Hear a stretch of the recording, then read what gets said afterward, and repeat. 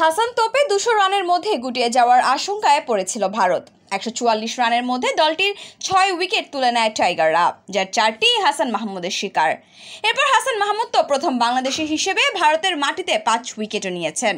বাংলাদেশের বোলারদের এমন দাপুটে পারফরমেন্সে মুগ্ধ বিসিসিআই এর সাবেক সভাপতি সৌরভ গাঙ্গুলী।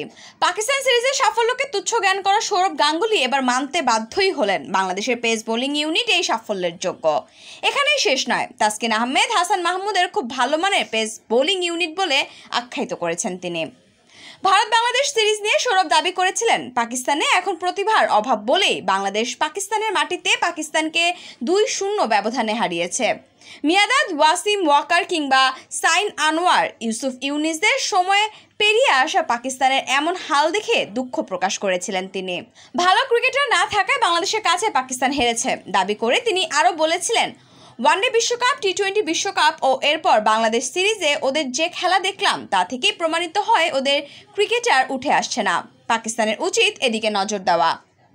এখানেই শেষ নয়, এরপর আরও একবার গণমাধ্যমের মুখোমুখি হয়ে সৌরভ বাংলাদেশকে সতর্ক করে বলেছিলেন, ভারতে বাংলাদেশের লড়াই সহজ হবে না।